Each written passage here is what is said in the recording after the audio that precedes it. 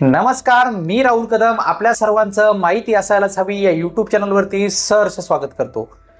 मित्रांनो, महाराष्ट्रात निवडणुकांचा कार्यक्रम हा जाहीर करण्यात आलेला असून आता महाराष्ट्रामध्ये येत्या 20 नोव्हेंबर रोजी मतदान हे होणार आहे।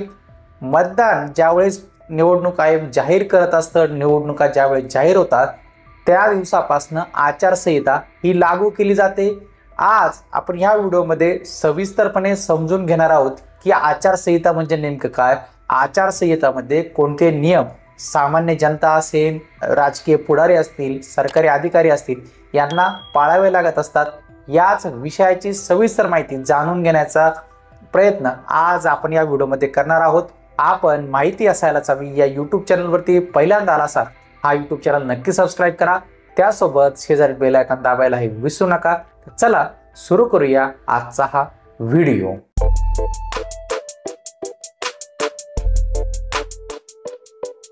मित्रांनो, महाराष्ट्रात निवडणुकांचा कार्यक्रम वेळापत्रक हे जाहीर करण्यात आलेलं आहे। हे सर्वप्रथम आपण समजून घेऊया। निवडणुकीची घोषणा ही 22 ऑक्टोबर 2024 रोजी ही करण्यात येणार आहे। त्यानंतर अर्ज दाखल करण्याची अंतिम तारीख जी असणार आहे ती असणार आहे 29 ऑक्टोबर 2024। अर्जाची छाननी करण्याची जी काही शेवटची तारीख असणार आहे ती असणार आहे 30 ऑक्टोबर। अर्ज मागे घेण्याची अंतिम तारीख असणार आहे 4 नोव्हेंबर। त्यानंतर मतदानाची तारीख असणार आहे 20 नोव्हेंबर 2024। मतमोजणी आणि निकाल हा 23 नोव्हेंबर 2024 रोजी लागणार असून आता आपण बघूया आचारसंहिता म्हणजे नेमकं काय। कारण की आपण आचारसंहिता हे वाक्य न्यूज चॅनल असतील, न्यूजपेपर हे असतील यामध्ये सातत्याने ऐकत आणि पाहत असतो। आता आपण समजून घेऊया आचारसंहिता म्हणजे नेमकं काय, ती लागते म्हणजे नेमकं काय होतं हेच जाणून घेण्याचा प्रयत्न आता आपण करणार आहोत। केंद्रीय निवडणूक आयोगाकडून आज पत्रकार परिषदेत महाराष्ट्राबरोबर झारखंड मधील विधानसभा निवडणुकींचा सविस्तर कार्यक्रम हा जाहीर करण्यात आला। दुपारी 3:30 वाजता दिल्ली येथील विज्ञान भवन येथे ही पत्रकार परिषद आयोजित करण्यात आली होती आणि या निवडणुका जाहीर करण्यात आलेल्या आहेत। त्यामुळे आजच म्हणजेच निवडणूक जाहीर होताच राज्यात आचारसंहिता ही लागू करण्यात आलेली आहे। सर्वप्रथम आचारसंहिता म्हणजे काय। भारतातील सर्व निवडणुका या केंद्रीय निवडणूक आयोगाच्या माध्यमातून घेतल्या जातात। देशात निवडणूक स्वतंत्र आणि निष्पक्षपातीपणे व्हाव्यात याची सर्व जबाबदारी ही निवडणूक आयोगावर असते। यासाठी त्यांनी राजकीय पक्ष उमेदवारांना काही नियम घालून दिलेले आहेत। याच नियमांना सर्वसाधारणपणे आचारसंहिता असं म्हटलं जातं। निवडणुकांमध्ये सहभागी होणाऱ्या सर्वच राजकीय पक्षांबरोबर उमेदवारांनी हे नियम म्हणजेच आचारसंहिता पाळणं हे बंधनकारक असतं। केंद्रीय निवडणूक आयोगाला कारवाई करण्याचा अधिकार असतो। ते सर्वप्रथम बघूया।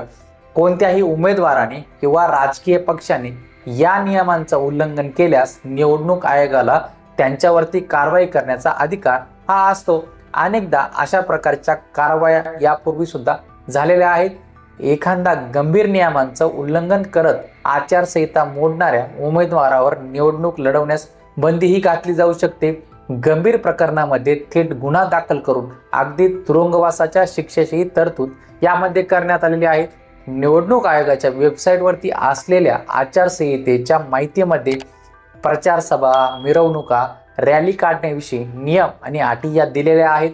प्रत्यक्ष मतदानाच्या दिवशी उमेदवार आणि पक्षाने काय करावे काय करू नये त्यांचा एकंदरीत व्यवहार कसा असावा, त्याचबरोबर मतदान केंद्रावर उमेदवारांना काय करण्याची मुभा आहे आणि ते काय करू शकत नाही याचा उल्लेख हा आचारसंहितेमध्ये आपल्याला दिसतो। निवडणुकांदरम्यान सत्ताधारी पक्षाने कसं वागावं, त्यांची भूमिका कशी असावी याचाही उल्लेख आपल्याला आचारसंहितेमध्ये दिसत असतो। आता आपण समजून घेऊया आचारसंहितेमध्ये कशावरती बंदी असते।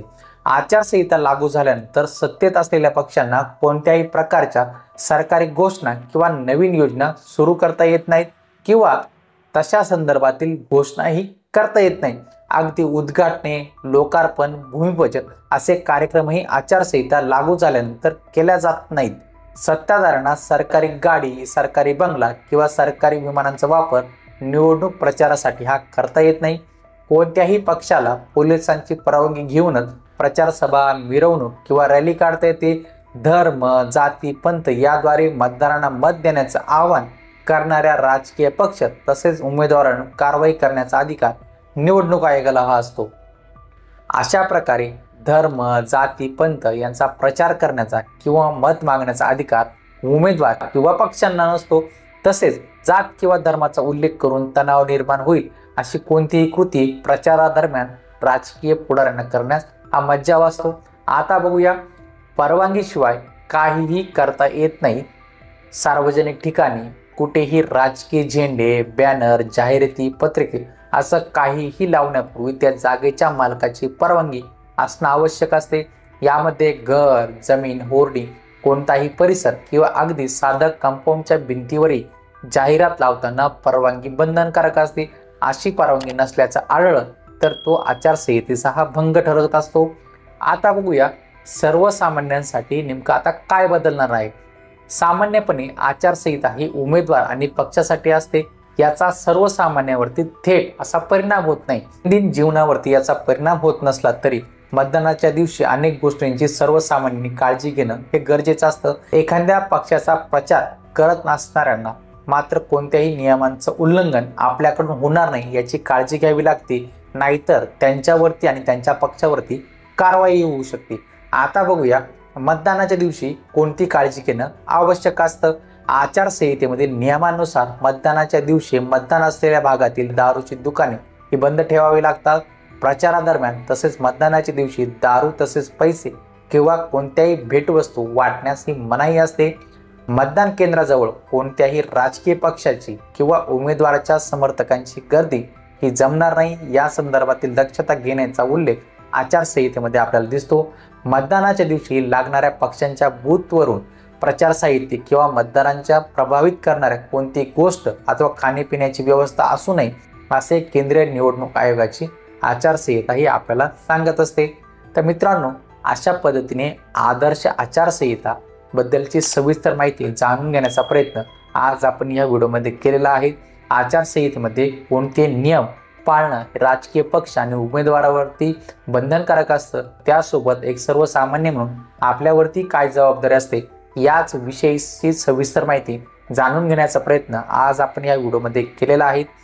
आपण आपलं मतदार यादीमध्ये नाव कशा पद्धतीने बघायचं, आपलं मतदान केंद्र कशा पद्धतीने शोधायचं याची सविस्तर माहिती देणारे व्हिडिओ आपण यापूर्वी बनवलेले आहेत. ते व्हिडिओ नक्की पहा. त्यासोबत सर्वात महत्त्वाचं, येणाऱ्या 20 नोव्हेंबर रोजी आपल्या मतदानाचा हक्क सुद्धा आपण नक्की वापरावा अशी मी आपल्याला विनंती करेल. आपल्याला आजचा हा व्हिडिओ आवडला असेल, आपण माहिती असायलाच हवी या यूट्यूब चॅनलवर पहिल्यांदा आला असाल हा यूट्यूब चॅनल नक्की सबस्क्राईब करा. त्यासोबत शेजारी बेल आयकॉन दाबायला विसरू नका. भेटूया पुढील व्हिडिओमध्ये. धन्यवाद.